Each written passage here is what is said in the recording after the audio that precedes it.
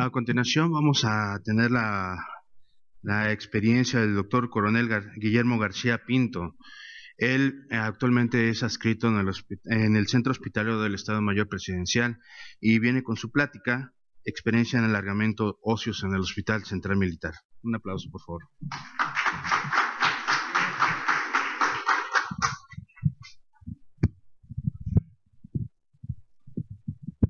Puedo retirar. Buenos días a todos.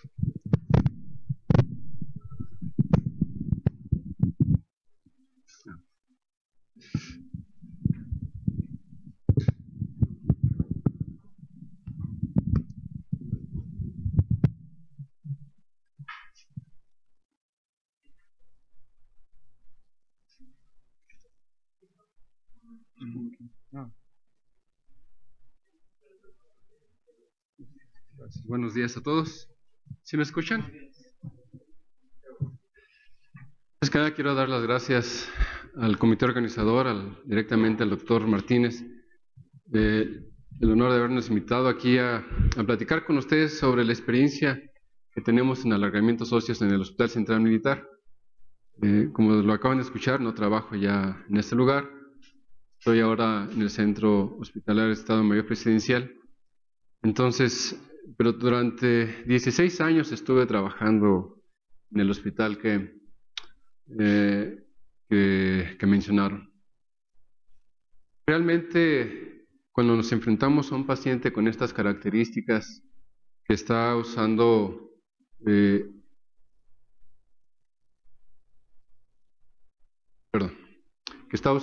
una elevación de esta magnitud, nos enfrentamos a un ser que por alguna razón y por diversas etiologías, a veces congénitas, genéticas, traumáticas, infecciosas, ha llegado a tal punto en el cual necesita usar un calzado como esto.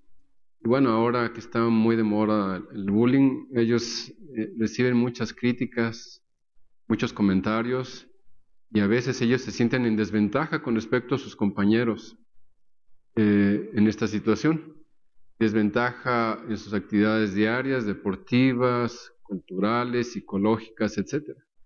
Por lo tanto, ellos, obviamente, a pesar de que se adaptan y andan haciendo por ahí casi su vida normal, no dejan de tener este tipo de problemas.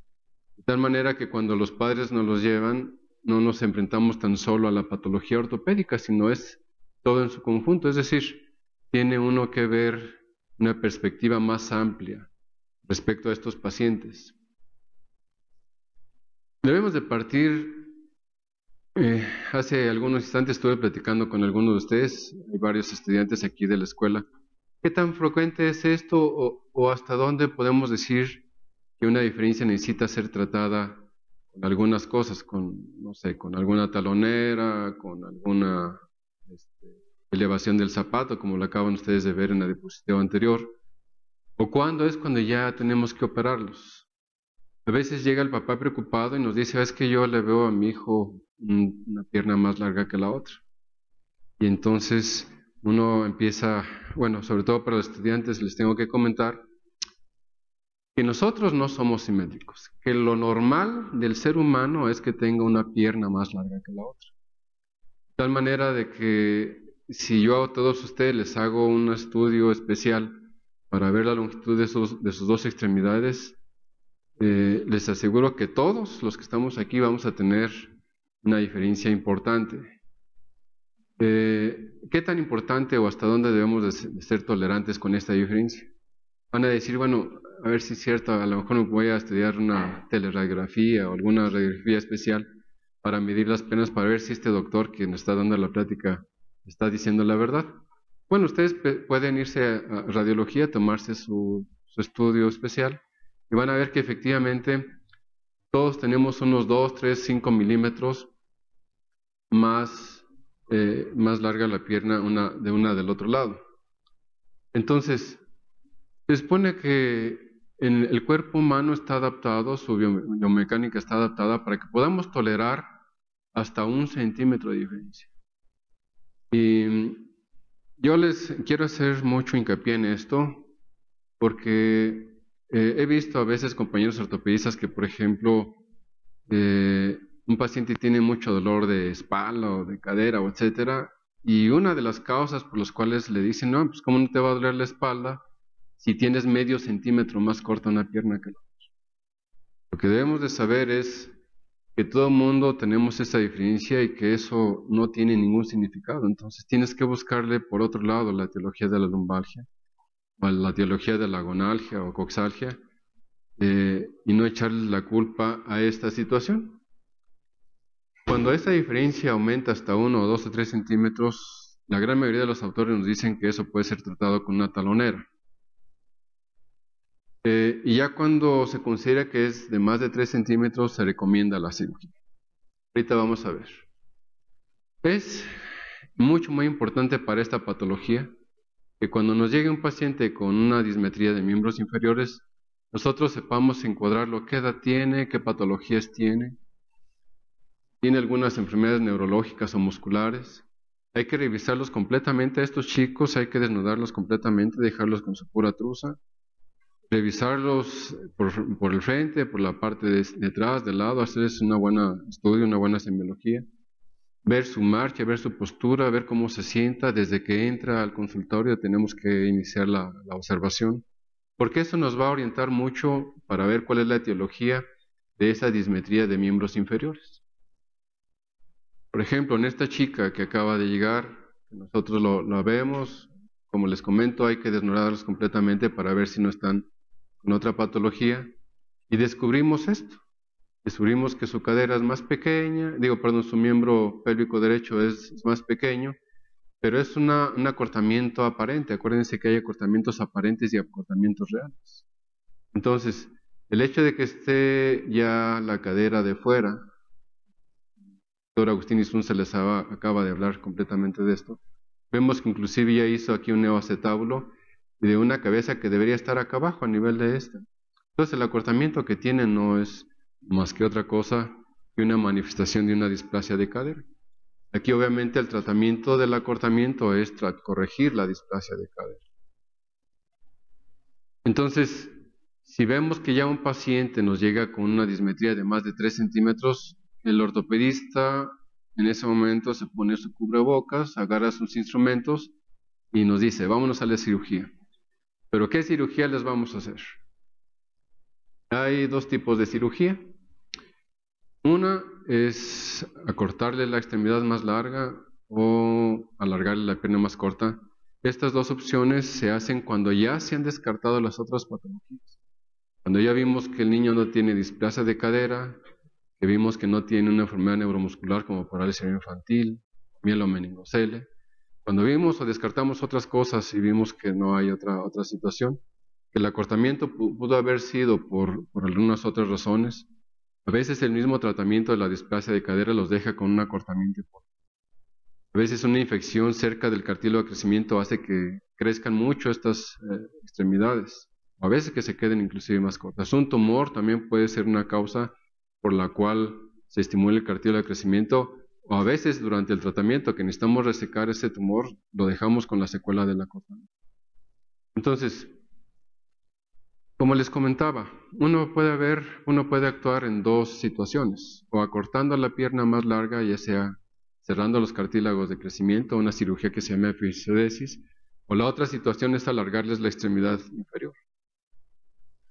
¿Cómo vamos nosotros a calcular cuánto crece una extremidad para poder nosotros actuar? Bueno, hay varios métodos. El método simplista que dice que el fémur crece 1 centímetro por año y la tibia 6 milímetros. Entonces, en total 16 milímetros.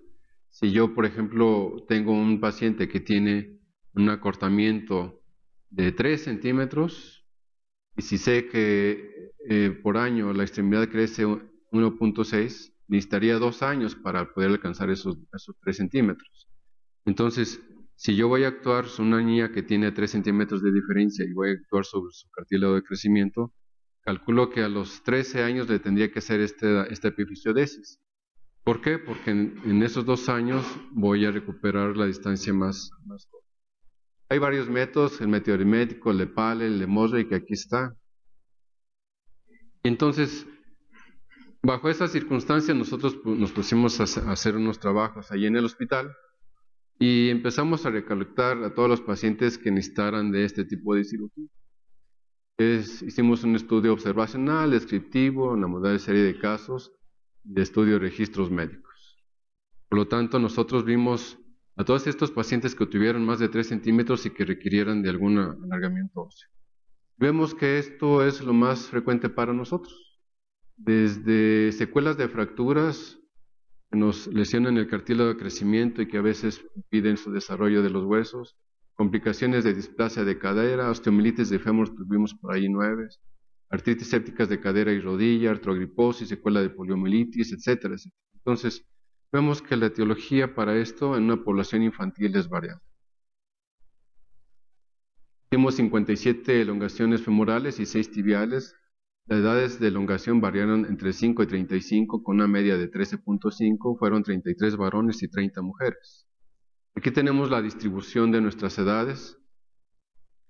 Por ahí tuvimos un caso de alargamiento de un niño que tuvo, si no mal recuerdo, una deficiencia longitudinal de la tibia y de fémur, y lo tuvimos que empezar a alargar desde muy pequeños, pero la gran mayoría se acercan a los entre los 11 a 15 años.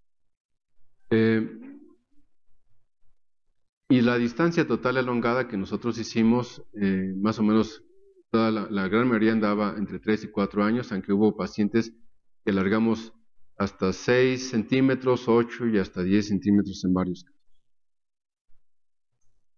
Cuando uno hace los alargamientos óseos, le tiene uno que decir a los pacientes que se casa uno con ellos. Los alargamientos óseos, también hay varios métodos, es hacer una corte en uno de los huesos que nosotros queremos alargar. Después el mismo hueso hace su fenómeno biológico, que es la consolidación.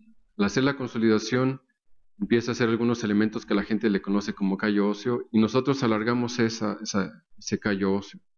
Eso lo hacemos por una cosa que se llama callotaxis. Ponemos a los lados un fijador con unos clavos, lo unimos con una barra y le vamos dando vuelta a la barra para hacer el alargamiento. Eso se le llama callotaxis. Ese es nuestro método que nosotros utilizamos en el Hospital Central Militar. ¿A qué se le llama efectividad elongada? La efectividad elongada es un fenómeno que un nombre que se le da a la distancia que quiere uno elongar. Por ejemplo, si este paciente tiene un acortamiento de 5 centímetros y yo quiero alargarlo de 5 centímetros, muchas veces no llegamos a los 5 centímetros y nos quedamos con 4 o con 3. Y entonces se le saca un porcentaje. Entonces la efectividad elongada de todos nuestros pacientes fue del 90% y el índice de complicaciones fue de 1.25. Alguien podrá decir, bueno, eso es una cosa muy alta. Si de cada procedimiento voy a tener una complicación, eso quiere decir que las elongaciones no están haciendo bien realizados o no. No, la situación es que este es un índice que va dentro de la normalidad. Cuando nosotros hacemos los alargamientos, hay complicaciones menores y complicaciones mayores. Las complicaciones menores son las que no interfieren con la elongación, por ejemplo, alguna infección de algún clavillo de elongador, pero es más o menos nuestro promedio y está dentro de lo normal. Complicaciones que nosotros tuvimos fueron 79. Lo más frecuente es la infección en el trayecto de los clavos, y después retraso en la consolidación y celulitis. Estas son las las más frecuentes. Y si ustedes revisan la literatura, también es lo más frecuente en todos los casos. Puede traer algunos casos, en novedad de tiempo, vamos nada más a ver algunos de ellos. Nosotros podemos ver aquí un fémur congénito corto. Hicimos este alargamiento, nosotros en este caso hicimos hacerlo en la parte distal. Aquí vemos cómo vamos elongando el callo. Ya cuando está fuerte retiramos el fijador y este es nuestro resultado final. Una paciente que nos mandaron desde Chiapas con una displasia ósea. Ustedes ven un acortamiento y aparte también una angulación de los miembros inferiores. Si ustedes se fijan nada más ese problema, los fémures estaban bien, pero tenía la curvatura a nivel tibial. Entonces tuvimos que hacer 2 correcciones. De tal manera de que utilizamos este fijador monoplanar con una osteotomía para hacerle su elongación y ver que esto también fuera más funcional. Podemos ver que hay una gran diferencia entre la tibia de este lado, de su lado derecho. Aquí todavía podemos ver la curvatura y aquí ya podemos ver una tibia completamente normal. Y este es el resultado final. Una chiquita que venía con este problema, con un acortamiento de ya elongación, hicimos nosotros la corrección. Haciendo alguna revisión todavía hasta el año pasado, en el 2013, hay varios lugares o varios centros donde se hacen más elongaciones. Podemos ver aquí los autores. Aquí está el maestro Insunza, publicó por ahí un trabajo en el cual reportó cerca de 14 elongaciones. El doctor Nelson Casís, él tiene 2 reportes en el Reiners, el doctor Márquez, el doctor Ochoa. Entonces, en aquel entonces, en el 2012, nosotros teníamos 63 elongaciones. En el 2013 ya llevamos alrededor de 70 y tantos. Pero ya estábamos llegando también a los resultados donde más hacen elongaciones aquí en la República Mexicana. ¿Cuáles son las situaciones con esto? Ahora hay lo que se llaman los fijadores externos inteligentes, que tienen algunos sensores y van midiendo la elongación allí con algunas computadoras. Ya se pueden hacer elongaciones con clavos intramedulares, en el cual el paciente con un movimiento va haciendo su elongación milímetro a milímetro. Y ahora lo que está muy de moda son las proteínas morfogenéticas. Aparentemente va a haber un acortamiento sustancial de la elongación de la cariotexis al aplicarle estas proteínas morfogenéticas. Por lo tanto, estas van a tener alguna situación especial. Los fijadores externos aparentemente van a dejar de tener estas secuelas. Si ustedes se fijan, aquí está la entrada de los clavos. Aquí tenemos la cicatriz de la elongación. Los clavos intramedulares solamente van a tener una sola cicatriz. Se va a colocar el clavo. Los clavos van a ir dando la elongación y esto es lo que se va a tratar de evitar. Por lo tanto, en esto de las elongaciones óseas, la ingeniería genética va a llegar a ser un factor esencial. Muchísimas gracias.